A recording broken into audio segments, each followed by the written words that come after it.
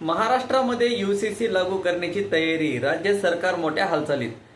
Maharashtra uniform civil code म्हणजेच समान नागरी कायदा लागू करण्याच्या दिशेने राज्य सरकारने महत्त्वाची पावले उचलण्यास सुरुवात केली असल्याची माहिती सध्या समोर येत आहे।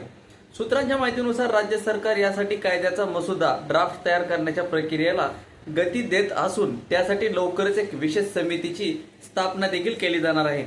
मिळालेल्या माहितीनुसार पुढील 2 आठवड्यांमध्ये या समितीची घोषणा होण्याची शक्यता आहे।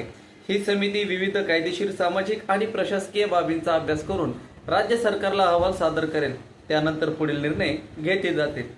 मित्रांनो, यूसीसी म्हणजे नेमकं काय आहे तर त्याला समजून घेऊया। युनिफॉर्म सिव्हिल कोड म्हणजे देशातील सर्व नागरिकांसाठी विवाह, घटस्फोट, दत्तक, वारसा आणि मालमत्तेचे विभाजन यांसारख्या नागरी विषयांवरती धर्मनिरपेक्ष व समान कायदा लागू करणे। सध्या भारतात विविध धर्मानुसार वेगवेगळे वैयक्तिक कायदे लागू आहेत। यूसीसी लागू झाल्यास अशा बाबींमध्ये सर्वांसाठी एक समान नियम लागू होऊ शकतात। यामध्ये समितीची भूमिका काय असेल तर जाणून घेऊ।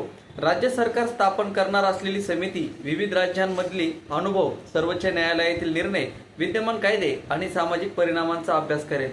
त्यानंतर यूसीसी संदर्भातील मसुदा तयार करून सरकारला शिफारसी सादर केल्या जातील। यामध्ये महाराष्ट्रात यूसीसी च्या हालचालींमुळे राजकीय वर्तुळामध्ये मोठी चर्चा सुरू झाली आहे। सत्ताधारी पक्ष या निर्णयाला समानतेच्या दृष्टीने महत्त्वाचे पाऊल मानत आहेत, तर विरोधकांकडून या विषयावरती विविध प्रतिक्रिया येण्याची शक्यता आहे।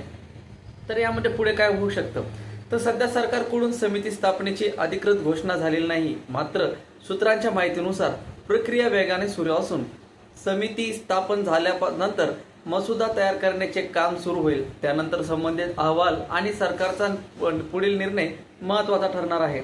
तर आगामी काळामध्ये यूसीसी संदर्भातील घडामोडींवर सर्वांचेच लक्ष लागलेले आहे। तर मित्रांनो, तुम्हाला समान नागरी कायद्याबद्दलची माहिती कशी वाटली? आवडला असेल तर नक्कीच आपल्या यूट्यूब चॅनलला सबस्क्राईब करा, फेसबुक पेजला फॉलो करा। भेटू अशाच नवीन व्हिडिओमध्ये, तोपर्यंत धन्यवाद।